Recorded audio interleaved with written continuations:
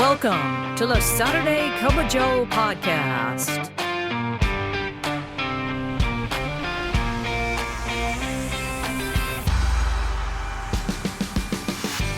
This podcast is dedicated to EAS employees of the U.S. Postal Service and members of the National Association of Postal Supervisors. So, pour yourself a cup of coffee and join us for today's episode. And now, here's your host, Robert Wakefield. Good morning, Branch 32. And good morning to all of our EAS friends across the country. Welcome to the Saturday Cup of Joe podcast, presented by the Nashville Post Office Credit Union. I'm your host, Robert Wakefield, president of Branch 32. That's right. Thank you so very much.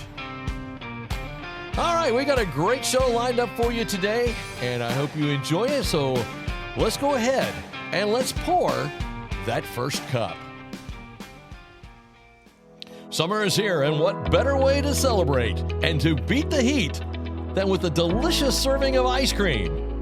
That's right, Brian Wagner, did you hear that? We are excited to announce that we will be offering ice cream every day throughout June, July, and August to continue our celebration of 100 years of service. Stop by and treat yourself to a little taste of summer and enter for a drawing for a Ninja Creamery machine at the end of our celebration. The Nashville Post Office Credit Union, people helping people since 1925. And for our first cup today, we are going to continue the mini-series that started back in episode 27 called A Can of Stoppit. And it's based on a comic strip by Gary Larson, who drew The Far Side. And in one of these comic strips, he had a can of Stoppit, and how handy that would be to have on your shelf. So in his drawing, he had a can of Stoppit on a leaky faucet. You know, you spray the can of Stoppit on there and it stops. Or a crying baby in the middle of the night. You break out the can of Stoppit and you spray it on the baby and it stops crying. So what would I do if I had a can of Stoppit that I would spray on EAS employees right now? And if I had a can of Stoppit, I would spray it on them to stop using your personal own vehicle for postal purposes. Now, let me be clear here. I am guilty of doing that. I did it all the time. But I did it with a risk. And that risk is pretty significant, and that's what we're going to talk about today. So I did it with a risk. I did this at the fact that I knew that if I were in an accident, the Postal Service would not pay to fix my vehicle. If it's my fault, I'm on my own. My insurance company might pay for it, but then again, they might not because I was using it in a business capacity and didn't tell them. So it's very important to know the risk that you are taking if you use your own personal owned vehicle. So we're going to discuss this morning a March 12th, 2004 policy that George H. Butler wrote, and this policy is still in effect today. Listen to this. It says this: you requested advice concerning whether the Postal Service can require supervisors to use their own vehicle while conducting street observations, and the short answer is the Postal Service should not force or require supervisors to use their own vehicle to perform their job responsibilities such as street observations or route inspections. Really? Isn't that interesting? We're getting a lot of talk right now, especially in our district, that you got to get these observations done. We got to get these observations. We got to get them. We got to get these observations taken care of. Got to get them in. Blah blah blah. Okay, that's true. The observations do need to be done, But do they need to be done in your personal own vehicle? That's the interesting part. Now, I'm going to say that if you're using your personal own vehicle to do route inspections or street observations, be careful out there. Because here's what's going to happen. If you have an accident, the Postal Service will not pay for your vehicle. They won't. That's the risk. And I understood that when I would go out and deliver packages or if I would go to my RMPO. I understood that that was a risk. So when I go to this memorandum that George Butler wrote, he writes this: damage to other parties and their property. If postal employees are involved in an automobile accident while driving their own vehicle in an on-duty status, they are covered by a statute that protects them from personal liability for their actions. Okay, that's good to know. This means that the Postal Service will pay for any damages to other parties which are attributable, that's a great word, to the employee's wrongful or negligent conduct, provided that the employee was acting within the scope of his or her employment. If found liable, the Postal Service will pay for damages to the other person's vehicle, personal property, and personal injuries suffered by the other parties. So, there you go. They're going to take care of damage to the other person if you are within the scope of your duties and you are at fault at this accident. Now, personal injuries to our employee. This is still continuing the George Butler policy. If our employees are injured in the accident, they will be entitled to workman's comp. Okay, that's good to know. So you're going to be covered in that sense. But here's the part that I want to really bring to your attention. Damage to the postal employee's personal vehicle. The Postal Service will not pay for any damages to the postal employee's vehicle, even if the employee is not at fault, nor will it pay for any increase in premiums that an insurance company may charge an employee as a result of the employee's use of a personal vehicle in performance of his or her employment. Okay, so there you have it. They're not going to pay for any damages to your vehicle. And the idea behind it is, let's say that you were hit by another motorist and they had insurance. Well, then you would go and get their insurance to pay for your vehicle. But what if it's an uninsured motorist that hits your vehicle and runs away? Well, maybe your insurance will pay for it. Maybe not. Because if you don't declare that you are using your vehicle with your insurance company for business purposes, will they cover your vehicle? It's a risk. It's an absolute risk. And so that is the reason why it is so important that you understand that if you're using your postal vehicle, your own personal vehicle, for observations or running mail to another office, you're taking a substantial chance that you might not have a vehicle anymore. That's just the way it is. Let me tell you the story that happened here in the Tennessee district. A supervisor was delivering a bunch of packages to one address because the carrier couldn't get it in their vehicle. They loaded the packages up and they pulled off to the side of the street and took the packages to the front porch and scanned them, and she was walking back to her vehicle when out of nowhere, a car smashed into the back of her vehicle, breaking the axle and totaling her vehicle. The Postal Service didn't pay for it. Now, I don't know what insurance company paid for it. I don't know if it was the person that hit it or if it was her insurance. I don't know. But the fact is that the Postal Service didn't pay for it. That's where the trouble comes.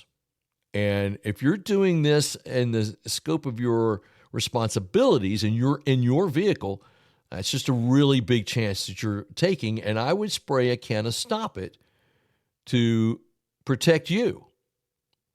Now, so let's say that they or you're instructed by your boss that you've got to go out there and you've got to do these inspections. You've got to go out there and do these observations. Okay. Take an LLV.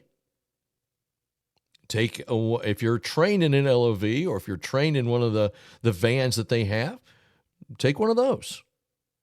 And if they insist that, well, you can't take one of those because you've got to give me a quality observation, then you will provide me with a postal car. Because I'm not going to take the chance of my vehicle being damaged and nobody paying for it. So stop it. I would advise you to stop doing that, using your own vehicle for postal purposes. Now, it's just very, very important that you understand this whole policy. And what we've done is we have put this policy on NAP's Branch 32 website. You can go into important documents and you will see that it is there. Now, there is an option for you out there. There is an option out there for you that you can use. And you can go to naps.org and type in personal owned vehicle.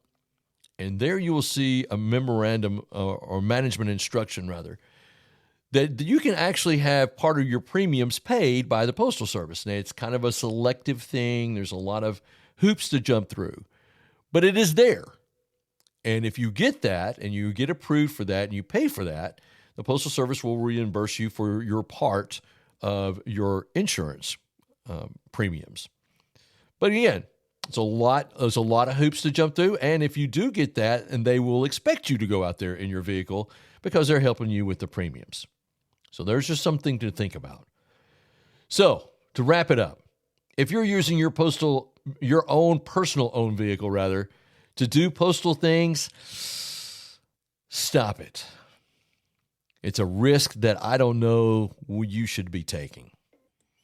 Okay, that's the first cup. Let's go ahead and pour that second cup. You know, banking should be made simple. That's why Ollie, the Nashville Post Office Credit Union's virtual assistant, is here, ready to help 24/7. Need quick answers? Ollie delivers secure, instant solutions right at your fingertips. No wait times, no hassle, just smart banking made easy. Whether you're managing your finances, exploring loan options, or just need guidance, Ollie is always ready to assist, wherever and whenever you need.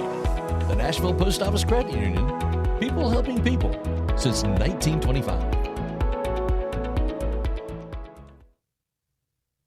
And for our second cup today, I read a story not too long ago of an event that happened back in 2018 with a postal supervisor named David Mendez. Now, I don't know if David listens to this, but he was a postal supervisor in Florida, and he noticed that one of his employees, who was a longtime mail carrier, had been struggling. The carrier's name was Ronnie, and he was a seasoned veteran. He'd been delivering mail for years, but recently he seemed distracted and a little bit overwhelmed. So David, the supervisor, brought Ronnie in to check on him. And Ronnie revealed to him that his house had been destroyed in a fire, leaving him and his family with nothing. Now, he had been coming to work every day while dealing with this unimaginable hardship. And he was trying to piece his life back together. And David knew he had to do something. So without hesitation, he rallied the entire post office. And within days, they had collected donations of clothing, food, money, even made some temporary housing arrangements for him. And when Ronnie showed up for work, he was met with an overwhelming display of support from his colleagues. And it's all because of the postal supervisor's compassion. That's where it started. And that is a piece that I think the Postal Service hasn't really tapped into well enough. We as EAS genuinely care about our employees.